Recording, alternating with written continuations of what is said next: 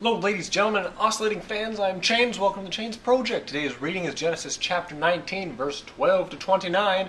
Sodom and Gomorrah destroyed. Woo!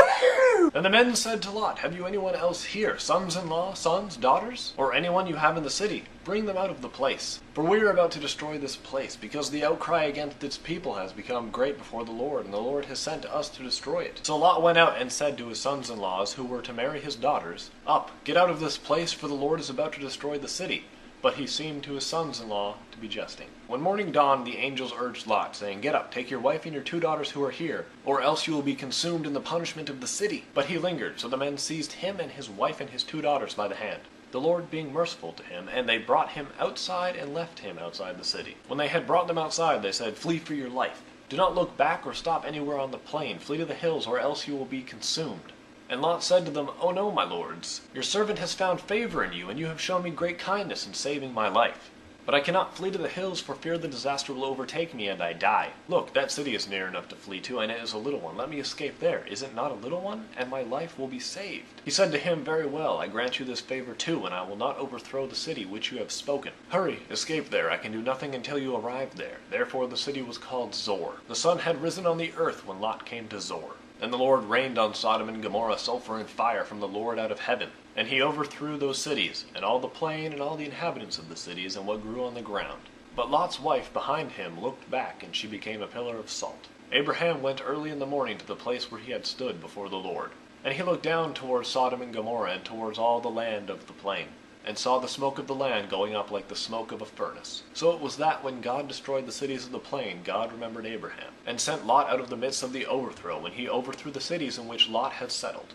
So we pick off exactly where we left off last episode. Lot just got pulled back into his house, and they blinded some people outside, and they're like, "All right, Lot, you have anybody you care about at all in this city, because if you do, tell them to GTFO, man.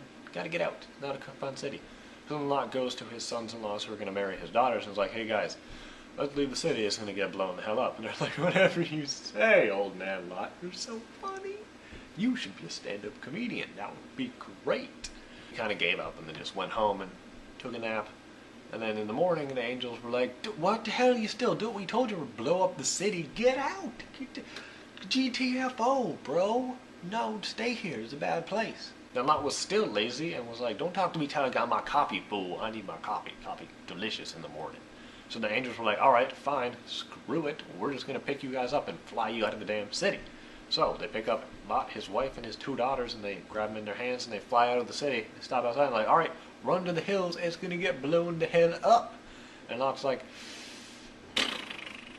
"I'm old, and like I got a bad back from playing softball so much, so how about we just walk over to that city? That's a small city, right? You didn't blow up that one. We'll walk over there."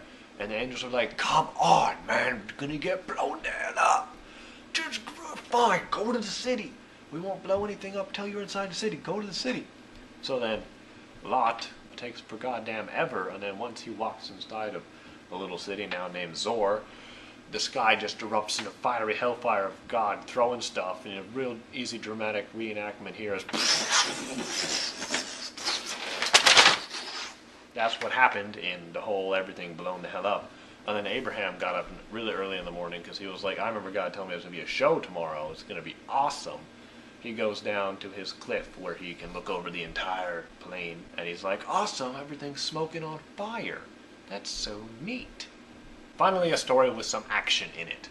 First thing I want to talk about is this outcry that we heard about last chapter, but in this chapter it's a little more evident that there's a huge outcry and what exactly it is. And most people believe that it's the people who went to Sodom and then got raped. Like God's 2 buddies went down there and they went to Sodom and they were going to get raped until they used their magic blinding everybody ability that they have. It comes with your angel training manual. Now it may not just be people getting raped, because we don't know exactly what it is that Sodom and Gomorrah both did that was such a great abomination to God. The rule wasn't exactly stated which one was being broken, although reading it, it's very put forth that it's butt sex.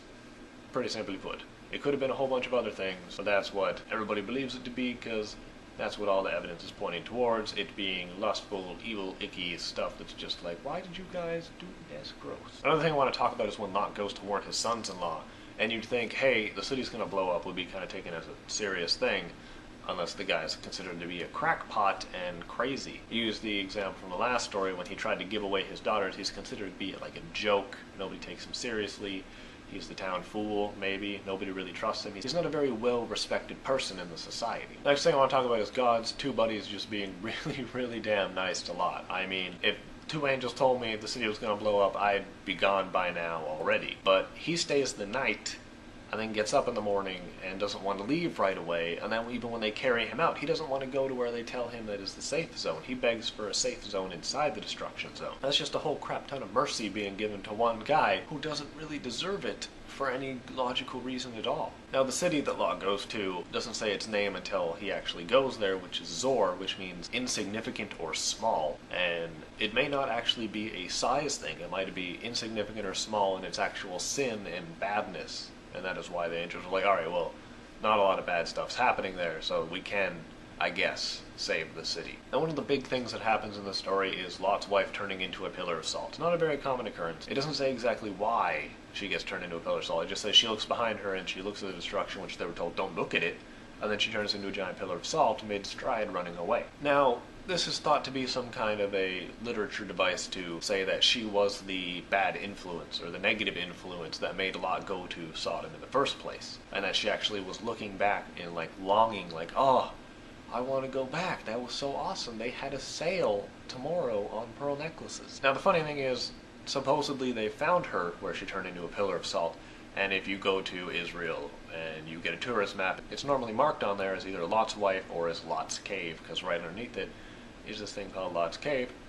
What, we're going to find about that later? Oh, wow. And now something I want to talk about is maybe this is a natural occurrence, because the Dead Sea area is very known for being very, very high in salt content. And actually, there have been known to be pillars of salt naturally formed, which might actually be what the story is talking about. They just say Lot's wife turned into one as an example, and maybe that the destruction of Sodom and Gomorrah was used to explain why there's a whole bunch of salt pillars that kind of look humanoid, but not really. I couldn't find a picture of ones that looked humanoid, but I remember watching a Discovery Channel special a while ago about Sodom and Gomorrah, and they had actual pictures of ones that were kind of like the Venus de Milo, less appendagey, but more got a head. Now, into the best part of the story, city going kaboom! Yeah, explosions. Awesome, I was just waiting for Vin Diesel to walk out. It's gonna be odd. Nah.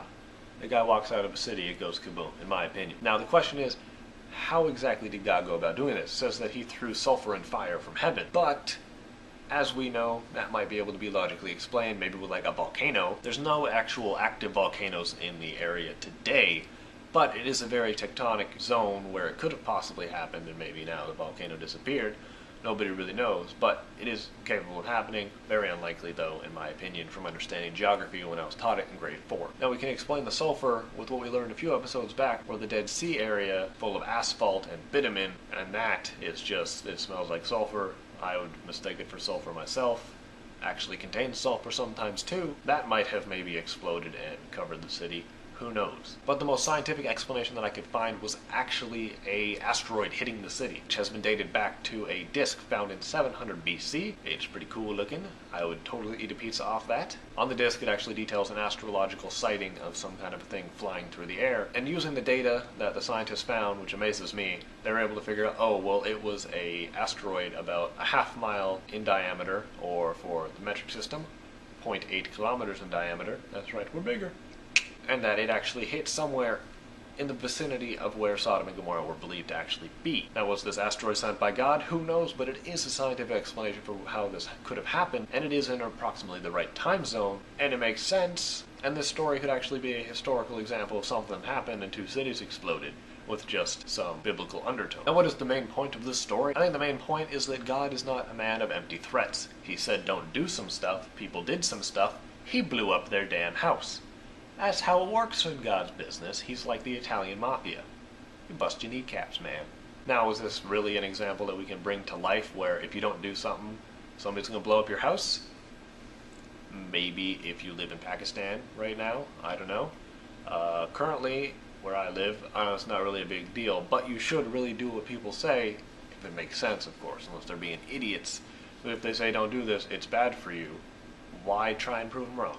No real reason, in my opinion, because it normally hurts when they say, Don't do that. If you pour acid on yourself, it will burn. That's not something you want to prove wrong to people. Now, is this point saying that you should do every single thing that God says because he'll blow up your house? Not really. It's more of just, in my opinion, showing God's power and that he is going to follow through on his rules if you break those rules, and then he finds out about them. So keep it hush-hush, in my opinion. Don't tell him about my walrus farm, please. And that is it for this episode of The Chains Project. I hope you enjoyed it.